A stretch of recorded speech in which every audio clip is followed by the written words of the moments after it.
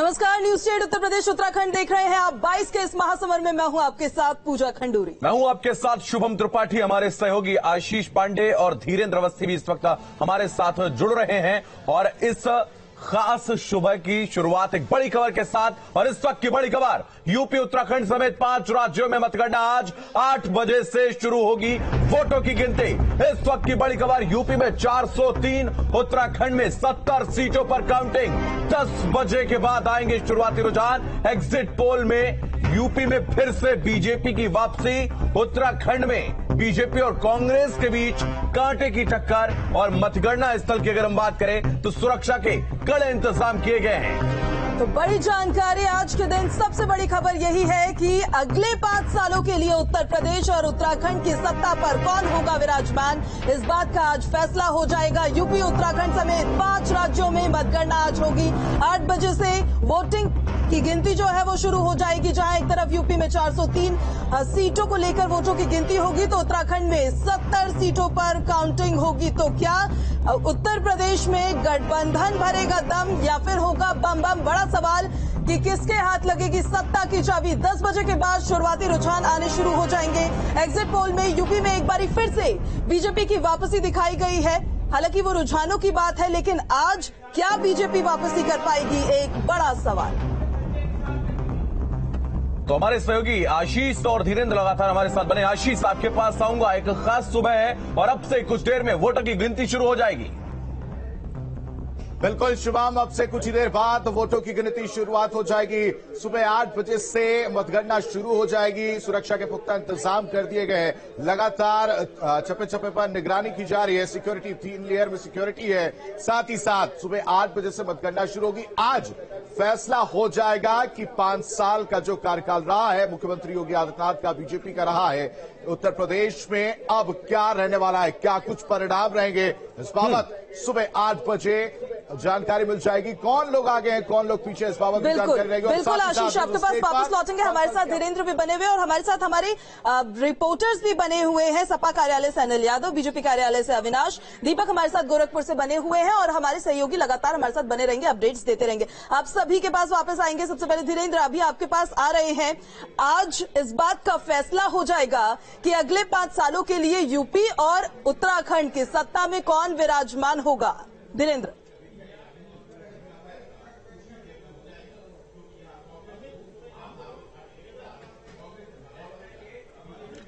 बिल्कुल धीरेन्द्र, उत्तर प्रदेश और उत्तराखंड में लंबे वक्त से इंतजार किया जा रहा था और 5 वर्ष का करता धरता कौन बनेगा, आज ये तय हो जाएगा। धीरेन्द्र।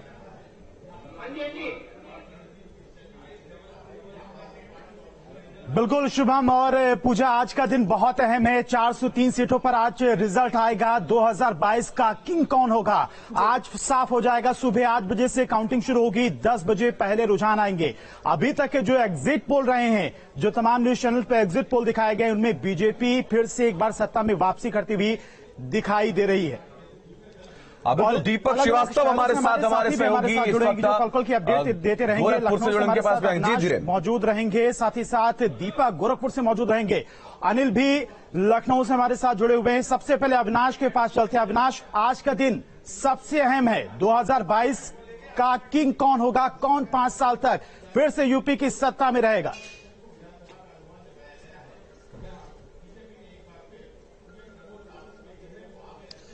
बिल्कुल, देखिए आज ये तय हो जाएगा कि अगले 5 सालों तक यूपी की सत्ता पर कौन काबिज होने वाला है। हालांकि देखिए, जो एग्जिट पोल के नतीजे हैं, अगर एग्जिट पोल के नतीजों पर भरोसा किया जाए तो भारतीय जनता पार्टी की जो सरकार है स्पष्ट तौर पर बनने वाली है। हालांकि जो जनता ने फैसला किया है, वो फैसला क्या है वो आज तय होगा। देखिए, ये चुनाव इसलिए भी काफी महत्वपूर्ण है क्योंकि 2 साल बाद लोकसभा का चुनाव होना है। और अगर हम तमाम राजनीतिक दलों की बात करें, चाहे वो भारतीय जनता पार्टी हो, समाजवादी पार्टी हो, बहुजन समाज पार्टी हो या फिर कांग्रेस हो, किसी भी पार्टी ने कोई कसर नहीं छोड़ी इस चुनाव की तैयारियों को लेकर और इस चुनाव में पूरी ताकत झोंकने में। और चूंकि भाजपा के लिए चुनाव इसलिए भी महत्वपूर्ण है क्योंकि 2 साल बाद भारतीय जनता पार्टी को लोकसभा चुनाव में जाना है और उत्तर प्रदेश वो राज्य है जहां से भारतीय जनता पार्टी को लोकसभा में सबसे ज्यादा सीटें आती है। देखिए, इस वक्त मैं बीजेपी कार्यालय में हूं और देखा जाए तो इस वक्त सन्नाटा है। चूंकि अभी सुबह का समय है, लेकिन माना जा रहा है है कि 7 बजे के बाद से यहाँ पर जो भाजपा के कार्यकर्ता होंगे, जो भाजपा के नेता होंगे, उनका जमावड़ा शुरू हो जाएगा। हालांकि काउंटिंग सुबह 8 बजे से स्टार्ट होगी और माना जा रहा है कि तकरीबन 8:30 बजे के बाद, चूंकि 8 से लेकर 8:30 तक जो बैलेट पेपर हैं उनकी गिनती की जाएगी और 8:30 बजे के बाद जो ईवीएम मशीनें हैं उनको खोला जाएगा। तो थोड़ी देर का इंतजार है और उसके बाद माना जा रहा है कि 10 बजे तक कहीं ना कहीं कुछ तस्वीर क्लियर हो जाएगी, कुछ तस्वीर साफ हो जाएगी कि कौन सी पार्टी बढ़त में है और कौन सी पार्टी पीछे जा रही है। बिल्कुल हमारे साथ अनिल यादव हमारे सहयोगी इस वक्त बने हुए हैं। जिस तरह से कल देर शाम से ईवीएम को लेकर पूरे प्रदेश भर में हंगामा हो रहा था, समाजवादी पार्टी के कार्यकर्ता मतगणना केंद्र पर रात से ही डटे हुए थे। अभी फिलहाल सुबह की क्या कुछ तस्वीरें? बिल्कुल, देखिए 17 जिलों को लेकर अलर्ट आया है कि इन 17 जिलों में मतगणना के दौरान हिंसा हो सकती है। तो फिलहाल पुलिस अलर्ट पर है और काउंटिंग अब से कुछ देर में शुरू होगी, जैसा सब बता रहे हैं। मैं इस वक्त विक्रमादित्य मार्ग पे हूं और मेरे ठीक पीछे अखिलेश यादव का बंगला है। तो यहाँ पर अभी थोड़ा सा पीछे दिखाना चाहूंगा, यहाँ सफाई हो रही थी। तो मेरे मन में यही सवाल आया है कि अखिलेश यादव के बंगले के बाहर से जो पत्ते गिरे हुए उनकी सफाई हो रही है, तो अखिलेश यादव आज साफ कर देंगे बीजेपी को या साफ हो जाएगी समाजवादी पार्टी, इस पर अभी पर्दा उठेगा। तो अभी देखिए तमाम सिक्योरिटी के कुछ लोग बैठे हुए हैं और यकीन मानिए अगर बहुमत आता है तो ये सन्नाटा आप जो देख रहे हैं, तो यहाँ पर प्रदेश की जो नौकरशाही है इस दर पर मत्था टेकने के लिए आना शुरू कर देगी। एक के बाद एक तमाम अधिकारी यहाँ पर लाइन लगा देंगे, सिक्योरिटी यहाँ बढ़ जाएगी और यहाँ से सिर्फ 100 मीटर की दूरी पर समाजवादी पार्टी का कार्यालय है।